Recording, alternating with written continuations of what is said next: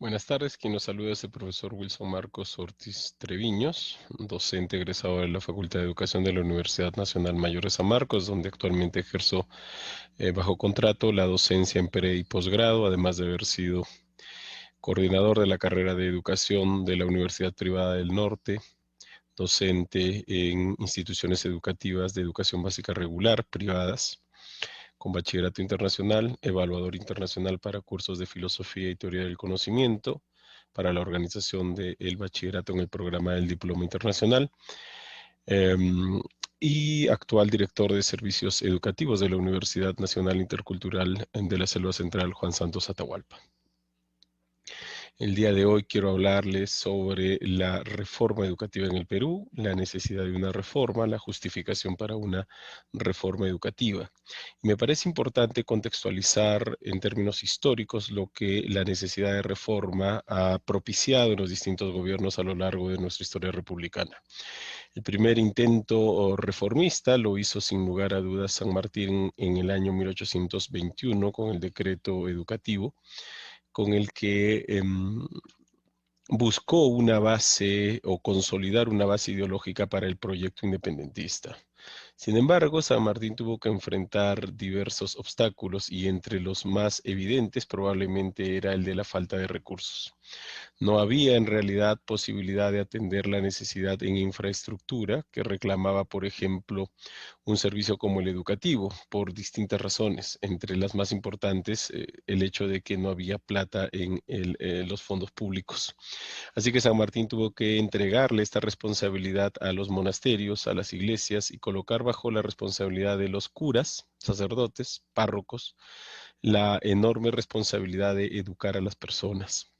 Faltos de recursos, se tuvo que aplicar el método lancasteriano propuesto por Thompson, que consistía en preparar a estudiantes a manera de monitores, que luego pudieran replicar las enseñanzas del maestro dentro de grupos de 10, 12, 15, a veces 20 estudiantes. Esto permitía que un solo maestro atendiera hasta 200 o 250 estudiantes al mismo tiempo, entre comillas. Evidentemente era una educación pensada para la necesidad y no articulada en función a los requerimientos reales de la patria. Otra historia viene acompañada del hecho de haber amarrado el voto al saber leer y escribir, y historias seguramente que ustedes conocen mejor que yo. Pero no podemos negar que ese fue el primer intento de reforma que se hizo en el Perú y que tuvo como principales obstáculos el no contar con profesores, el no contar con los recursos humanos, el no contar con recursos económicos para llevarlo adelante. Ya después va a ocurrir la tragedia de la guerra con Chile, que ustedes también conocen, y el segundo intento, gran intento de reforma, y hablo de intentos de reforma mejor articulados, porque en realidad la palabra reforma y la palabra cambio están siempre presentes en el discurso político a lo largo de las épocas. Em, ya sea que los políticos estén en campaña o estén en gobierno, siempre afirman representar el cambio, por lo que la palabra reforma en realidad no les es ajena. No les es ajena como discurso, aun cuando como contenido esté completa o absolutamente vacía. El segundo gran intento de reforma se va a dar con los civilistas, ¿no? El gobierno de los civilistas, de la República Aristocrática, como la denominó Jorge Basadre, acertadamente Jorge Basadre. Es una reforma que entiende la educación como castellanización. Entonces los civilistas estaban empecinados en enviar ejércitos de docentes a los sectores del Ande, de la Amazonía, a los sectores más alejados para que castellanicen. Es decir, la idea de educar se limitaba a la homogenización necesaria de una lengua, desde la perspectiva de ellos sobre una lengua. No hay consideración sobre la diversidad o la necesidad de rescatar los valores interculturales que pudiesen y que ya existían y que coexisten desde tiempos remotos con otras visiones más occidentales. Para nada. Lo que se quería era uniformizar en términos lingüísticos a la nación o a lo que los civilistas entendían por nación, ¿no? Que es un concepto bastante crítico en el caso peruano. Fracasó. El intento de los civilistas se estrelló con el gobierno de Leguía, que no lo impulsó y que más bien tenía una idea distinta de lo que era la educación. Y luego hubo intentos también en el gobierno de Bustamante y Rivero, ¿no? Pero ya el enfoque era distinto. Estaba Encinas en la Comisión de Educación y contaba con el apoyo y el respaldo de José María Arguedas, pero no se perdía de vista la castellanización como el corazón de la reforma, ¿no? Reformar la educación, ampliar el servicio, implicaba necesariamente castellanizar, pero ya no la principal variación del intento reformista durante el gobierno de Bustamante y Rivero es que no se busca imponer una segunda lengua a partir de la segunda lengua, ¿no? Sino que se busca incorporar el castellano a partir de em, la lengua originaria, ¿no? Entonces los maestros debían hablar la otra lengua necesariamente para poder introducir el castellano. Y había ya una serie de sesgos y había una serie de ideas preconcebidas en quienes articulaban este intento reformista de paternalismo cultural, ¿no? De asumir que la cultura occidental estaba necesariamente por encima de las otras culturas, a las que se veía como culturas subdesarrolladas o no evolucionadas, a las que había que ayudar a evolucionar, ¿no? Eran productos defectuosos de la propia cultura. Y esa era la visión que se tenía. Y el tercer intento de reforma, que es todavía mucho más ambicioso porque no solo abarcó el sector educación, sino que a la sociedad en su conjunto, fue el que se dio en la década del 60-70 con el gobierno militar de Juan Velasco Alvarado. Em, y hay que entender un poco el por qué también fracasa la reforma de Velasco, ¿no? Cuando uno analiza la historia va a encontrar, por ejemplo, que el primer gobierno de Belaúnde hizo una serie de ofrecimientos y lo que demagógicamente hizo Belaúnde fue prometer mejoras económicas luego de varias jornadas de lucha que no podía atender, porque en realidad Belaúnde no tenía el dinero para atender esas demandas económicas. Lo que hizo fue prometer demagógicamente la atención, pero jamás lo presupuestó, porque no tenía cómo atender tampoco ese presupuesto, ¿no?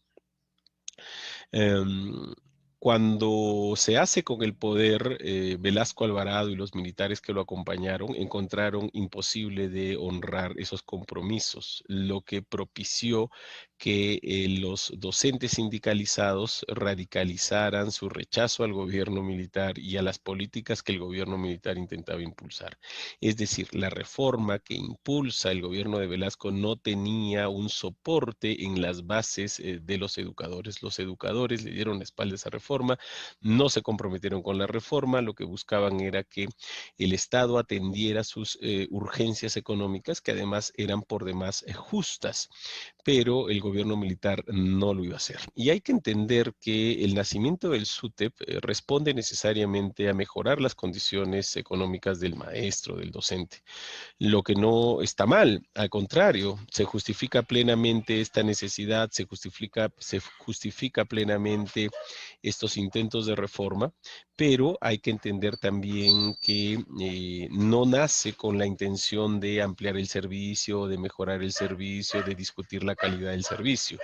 El SUTEP no nace para eso. El SUTEP nace necesariamente para buscar mejores condiciones económicas para el magisterio. Y ese es el otro componente del fracaso de la reforma de Velasco. Y es que a pesar del esfuerzo que se hizo, de que se logró atraer a mentes brillantes como la de Salazar Bondi o Valcárcel o Peñalosa, en realidad no tenían cómo financiar lo que la propia comisión para la reforma proponía, lo que hacía sencillamente muy difícil su implementación. No estoy diciendo que no se intentara implementar, pero en realidad nacía este intento de reforma desfinanciado, porque además el Estado procuraba o intentaba reformas en varios sectores, en varios ámbitos del desarrollo, y pretender atenderlos todos con el mismo presupuesto convirtió sencillamente en imposible de satisfacer. Estamos hablando que en esa década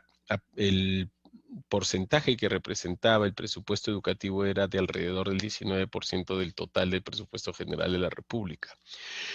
pero es una realidad bastante particular, porque en la década del 60 y del 70 no teníamos la masificación del servicio, no se había expandido el servicio como lo tenemos hoy en día, ¿no? No se había incorporado la cantidad de peruanos al sector educación. De hecho, eran pocos los que llevaban educación secundaria y a partir de ese momento la educación secundaria empieza a avanzar su camino hasta convertirse en obligatoria, lo que demandó no solamente más infraestructura, sino que lo que demandó también más profesores, que no había, por cierto, no había tampoco cómo pagarles desde el sector estatal. Por eso es que la reforma se tambalea de manera tan evidente y se hace tan imposible de sostenerse cuando el gobierno militar entra en su segunda fase, ¿no? Con Morales Bermúdez, y luego va a venir Belaúnde con la contrarreforma o el desarmado de lo que se había avanzado en la década del 70. Luego viene el gobierno de García, el primer gobierno de García, que incorpora algunos elementos, pero que en esencia abandona también el proyecto reformista, y en la década del 90 una contrarreforma más profunda, a la que algunos llaman la reforma neoliberal, ¿no? Porque en realidad es una contrarreforma pensando, teniendo o colocando o tomando como punto de referencia lo que se hizo en el gobierno militar con esta comisión que realmente pensó el problema y la problemática educativa en el Perú con seriedad, ¿no? Entonces, tenemos ahí los elementos históricos, los antecedentes históricos. El problema educativo está allí, es un problema álgido, es un problema complejo, que requiere necesariamente repensar cómo es que queremos la educación de aquí a 20, 30, 40, 50 o 100 años, ¿no?